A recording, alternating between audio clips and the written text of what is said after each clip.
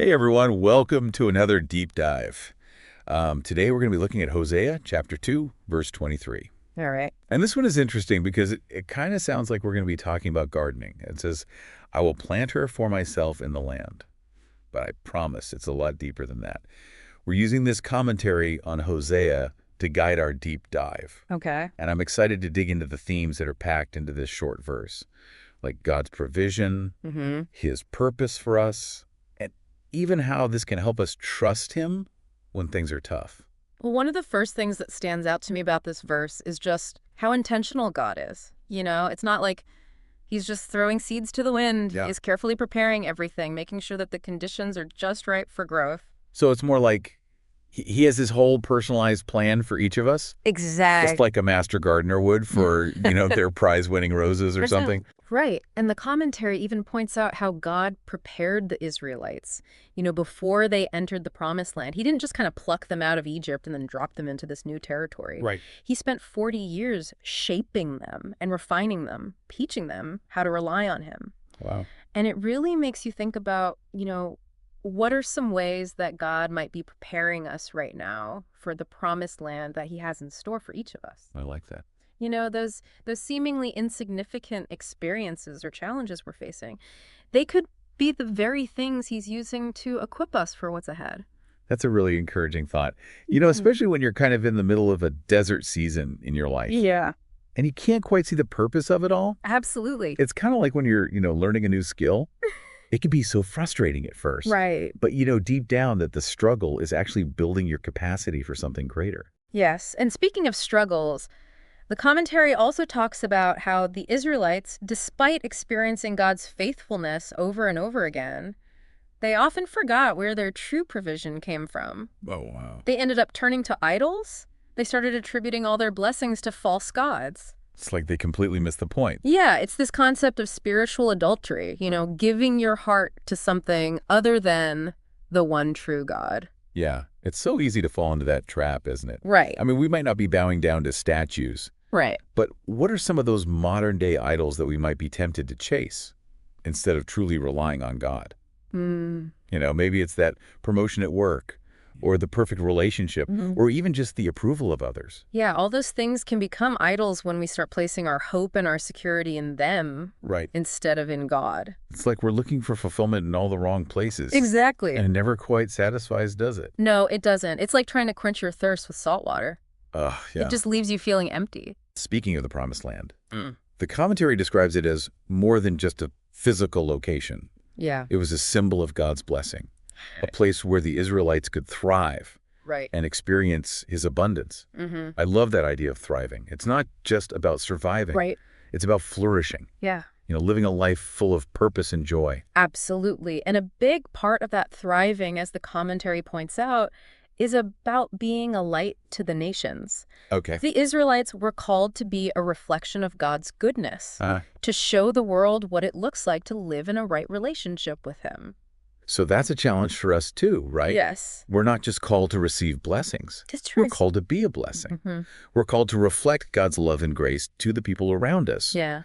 But how do we even do that when we're struggling? Right. When it feels like we're barely keeping our own heads above water? It's not about having it all figured out or pretending to be perfect. It's about allowing God to work through us, to use even our imperfections and our brokenness to point others to his grace. So even in our mess, Yes. even in our failures, That's right. God can still use us to shine his light. Absolutely. And that actually brings us to this idea of God's placement being perfect, Okay. even when it doesn't feel that way. I'm really curious to unpack that a bit more. Yeah. It's a concept that I think a lot of us wrestle with, especially when we're facing difficult circumstances. It's easy to question why God would allow us to go through certain things.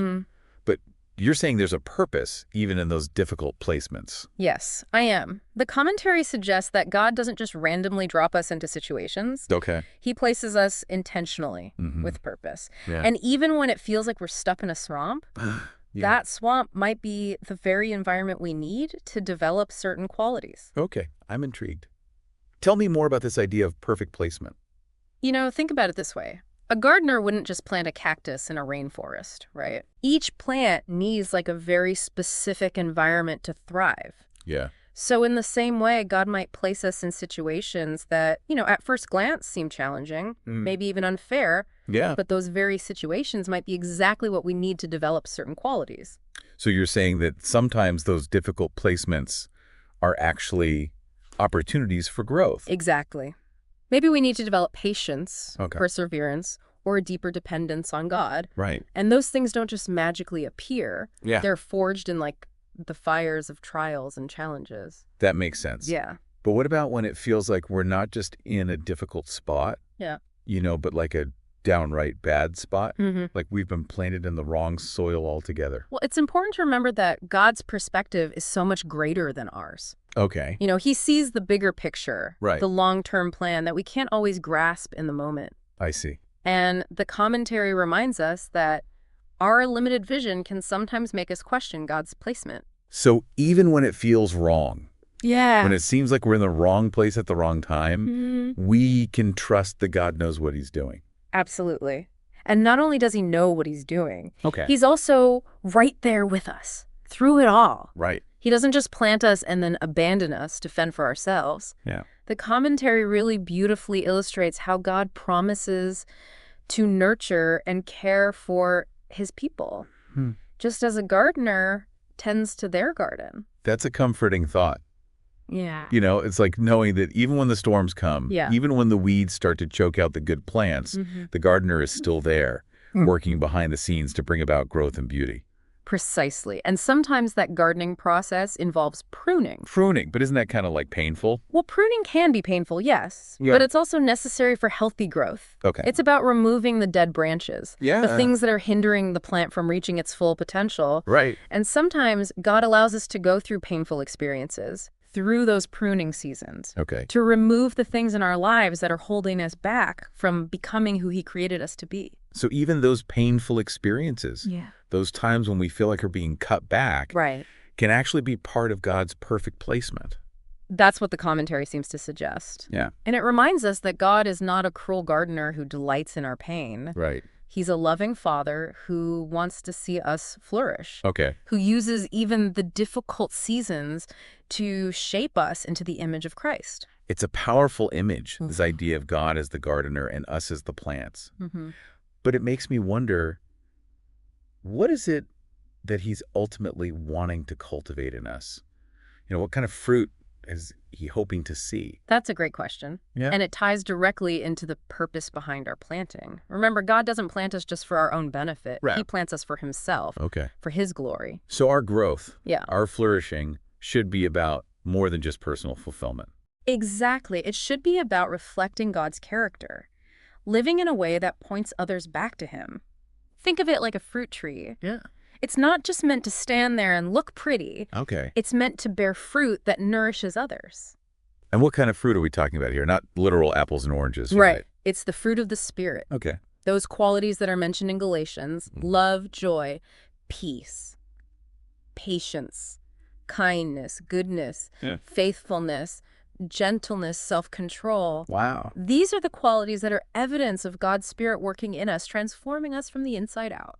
So as we grow in those areas, Yeah. as we become more loving, more joyful, more peaceful, that's the kind of fruit that brings glory to God. Exactly. And it's not just about feeling those things internally. Yeah. It's about living them out Right. in our relationships, our work, our communities. It's about letting our light shine so that others can see God's goodness reflected in us. It's like we're becoming little gardens ourselves. Yeah. Each one unique and beautiful. That's right. But all bearing fruit that points back to the master gardener. But I have to be honest, sometimes it feels kind of overwhelming. Like, how do we even begin to cultivate that kind of fruit in our lives? Yeah. How do we know what specific fruit God is calling us to bear? That's where discernment comes in. It's about staying connected to God through prayer, through reading his word, through listening to the promptings of the Holy Spirit. Right. He'll guide us, he'll reveal his plans for us, and he'll equip us to fulfill our unique purpose. So it's not about trying to figure it all out on our own. Definitely not. It's about surrendering to God's plan, trusting his guidance, and allowing him to work through us. That takes a lot of faith, especially when we face challenges or setbacks. Right. Which brings us back to that final point from the commentary, never lose faith. Yeah. It's easy to talk about trusting God's placement. Yeah. But how do we actually hold on to that faith when things get really tough? Yeah. I mean, it can feel impossible, right? When life just throws those curveballs at you and you're left wondering, does God even see me? Does he even care? Oh, yeah. You're absolutely right. It's not easy. But the commentary reminds us that even when we don't understand what he's doing, God is still working. He's still faithful. Yeah. And that's really where faith comes in. It's about choosing to believe even when we don't feel it, even when we don't see it. So it's about more than just positive thinking then. Yeah. It sounds like a much deeper commitment. Yeah, you're right. It's about rooting our trust in who God is, Okay. in his character and his promises. The commentary really emphasizes how God never abandons his people. Right. He stays with them, even when they wander, even when they mess up. That makes me think of the story of Hosea himself. Oh, yeah. You know how God called him to marry a woman who was unfaithful? Right. And it was meant to be like a picture of God's own relentless love for his people, Yeah. even when they stray. It's such a powerful image of God's commitment to us. It really is. And it reminds us that our faith isn't about our ability to be perfect Right. or to hold it all together. Yeah. It's about relying on God's grace, his power, his unfailing love. It's about recognizing that we're not the gardeners. Yeah. We're the plants. That's it. And we can't make ourselves grow. Yeah. All we can do is surrender to the gardener, Mm-hmm. to his process, to his perfect timing. Beautifully said. And that surrender, that trust, is what allows us to keep growing, even in the midst of those really difficult seasons. Yeah. It's what helps us to see those challenges not as roadblocks, but as opportunities for God to do something new in us. So even when we're feeling those growing pains, Yeah. even when we're being pruned back, Yes. we can trust that God is using those experiences to shape us into something beautiful, Yeah. something that will ultimately bear fruit for his glory. Exactly. And that fruit might not always look the way we expect it to. Right. It might be different for each of us, depending on our unique planting, our individual purpose. So if someone is listening right now and they're feeling a little lost or unsure about their own purpose, what would you say to them? I would say don't get so caught up in trying to figure it all out on your own. Okay. Focus on staying connected to the gardener. Talk to him, listen to him, allow him to lead you. The commentary reminds us that God is not just a planter. Right. He's also a guide. He knows the way. And he promises to lead us beside quiet waters, to restore our souls. It's like that beautiful imagery from Psalm 23. He makes me lie down in green pastures. He leads me beside quiet waters. He refreshes my soul. Yes. Even in the midst of those dry, barren seasons, God can still provide those moments of rest and renewal. All we have to do is trust him enough to follow where he leads. And as we do, as we keep our eyes fixed on him, we can be confident that he will fulfill his purpose in us, that he will bring about growth and fruitfulness in ways we never imagined. So as we wrap up this deep dive into Hosea 2.23, let me ask you, dear listener, what stands out to you from this conversation? What truth resonated with you the most? And as you go about your week, we encourage you to ponder this, knowing that God has planted you with a purpose. What fruit is he calling you to bear? How can you lean into his grace, trust in his provision, and allow him to nurture you even through the challenging seasons so that your life might reflect his goodness and draw others to him? Thanks for joining us on this deep dive into Hosea 2.23. Until next time, remember, you are planted with purpose.